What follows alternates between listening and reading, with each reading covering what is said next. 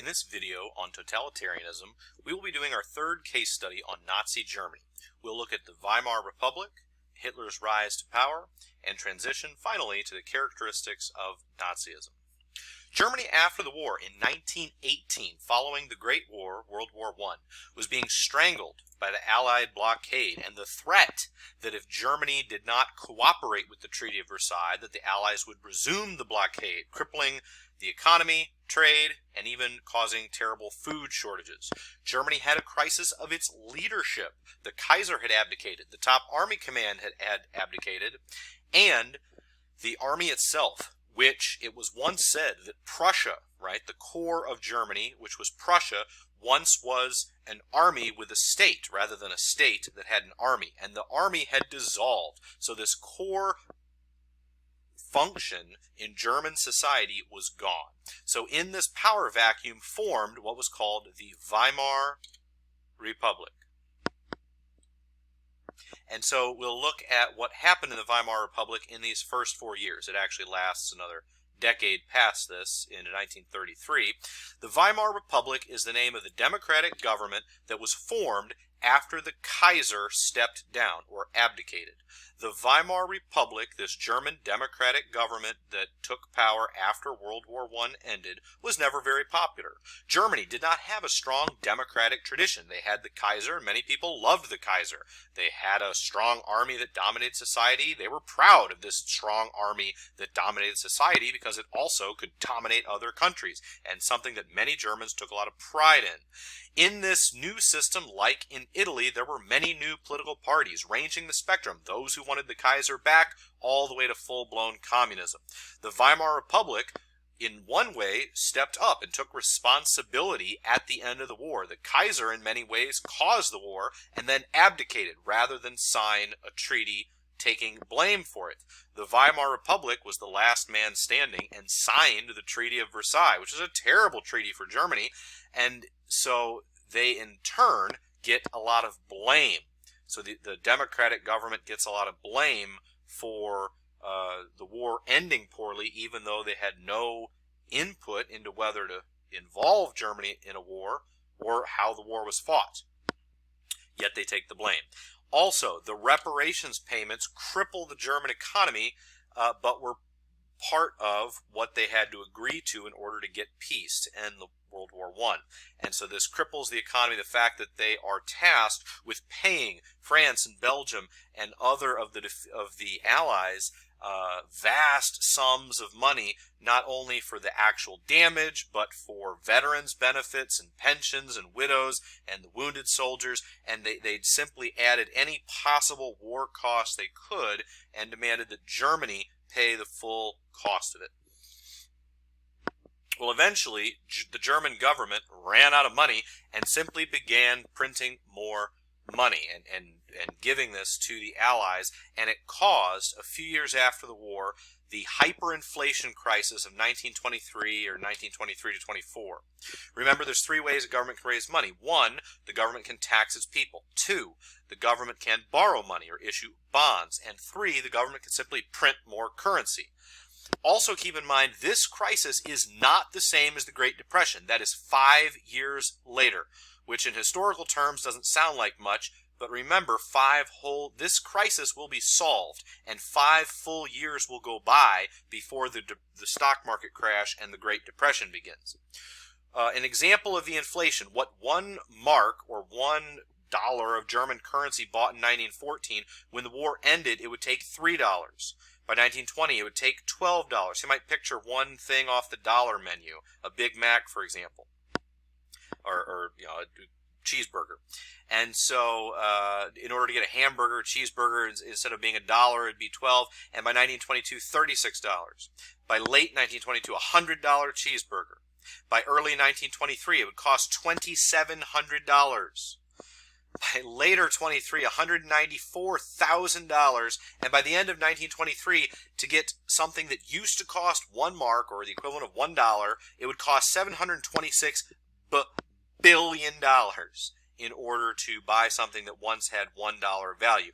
Consequences: this ruins the German economy. It wrecks the German middle class in particular. The poor had always been poor. Many of the rich had their money invested in stocks or property, and they could weather this. But the middle class, people on a fixed income, people with pensions, people with modest bank savings, people on contract salaries, they were wrecked by this hyperinflation. What ultimately ends it is an American banker named Charles Dawes, who comes up with a plan that the United States will solve this problem by loaning millions of dollars in U.S. solid currency to Germany to stabilize their economy. In some ways, you could say it looks like this. The U.S. will send money to support the German government in new loans. Germany will continue to make reparations payments to the Allies. In turn, the Allies will repay war debt to U.S. banks. This circulation of money is something like we might find familiar in modern times, where governments simply want to keep the economy going, and so to issue bonds or loans or banks simply allowing money to continue moving does stimulate the economy, and for a time it does work. So the later Weimar Republic is known as a time of good things happening. It does stabilize Germany. It establishes good relations between all, and the Dawes plan can be said to work. One example of the good times happening in the late 20s in Weimar Germany is the Locarno Pact, signed between France and Germany, that Germany and France give up ever going to war again. In response to signing this, Germany is allowed to join the League of Nations, which they had been excluded from as a punishment for being aggressive in the start of World War I. In 1928, the world signed the Kellogg-Briand Pact. By the Frenchman Aristide Briand and the American Frank Kellogg, negotiated a treaty to renounce or give up ever going to war again, which is why we've had world peace since then. Almost every country, including Russia, including Germany, they all signed saying we would never go to war again.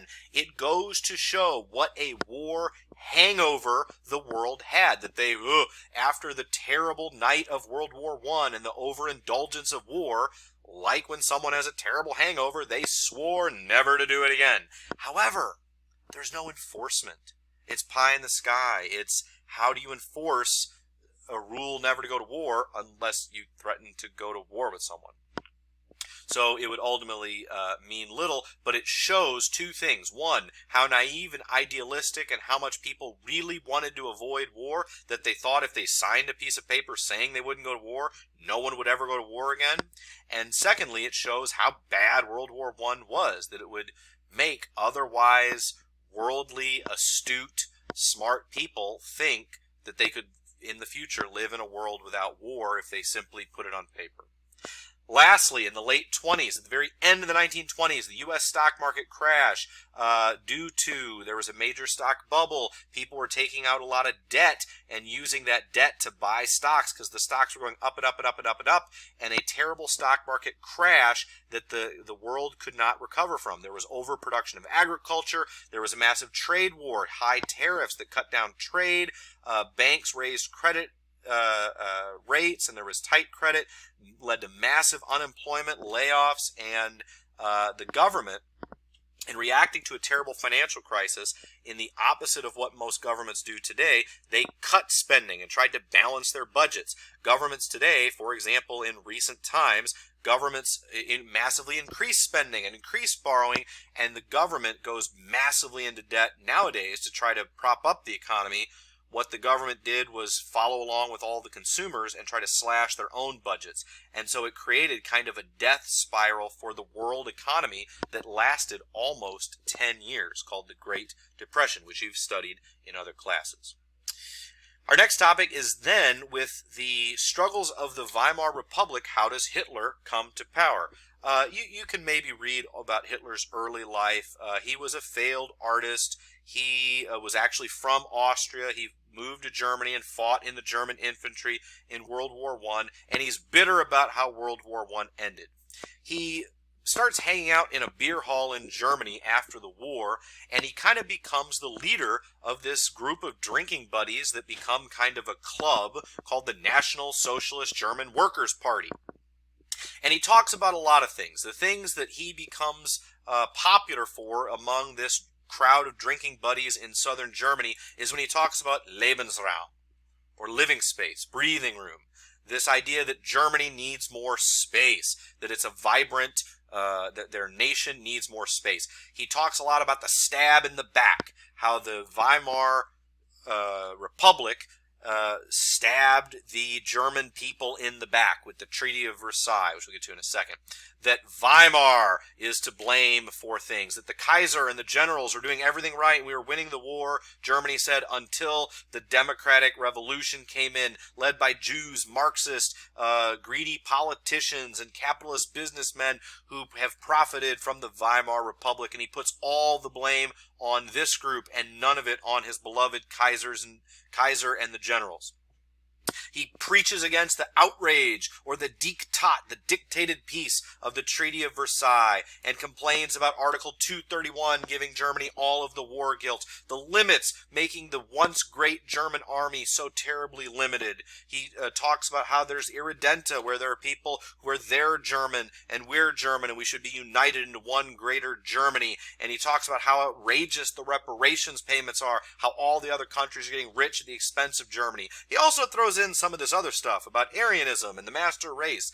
And while there were other people who were real true believers in that, there were a lot of his supporters who more bought into this other stuff and kind of went along with this stuff as well. On the other hand, there were also those who were true believers in this full-blown racism of the master race and Aryanism as well. And like Mussolini, he talks about the need for a Führer, a great leader, who might be him, he would say. He tried to seize power in the midst of the hyperinflation crisis in 1923 in what was called the Beer Hall Putsch. A putsch is a synonym for a coup d'etat. It's like a blow to the state when you abruptly try to seize power from the government. So this Beer Hall Putsch, he tries to imitate Mussolini's March on Rome, which was successful just 2 years earlier. He and a former top commanding general named Erich von Ludendorff from World War I, he gets him to be one of his followers, actually, and they try to seize control of the German government, but fail. What would we get in our country if you led an armed revolt? We would call that treason. You could get the death penalty or be thrown in jail for life for 40 years. He is sentenced, Hitler is sentenced to 5 years for treason, reduced to a mere 9 months, I suppose for good behavior. So for armed rebellion against the government, Hitler is sentenced to, serves only 9 months in jail, and in that time he writes his autobiography, Mein Kampf, translated meaning my struggle. And in it, he talks about a lot of these things, a lot about how he believes Jews are the enemy and communists are the enemy, and how the democratic government is terrible and the Kaiser and the generals were great, and how the German race is so great, and how the Treaty of Versailles is so disastrous. And he goes on and on about all of these things in the context of his entire life story. Now, how actually does Hitler take power? Is very interesting because, in a way, it's largely democratically.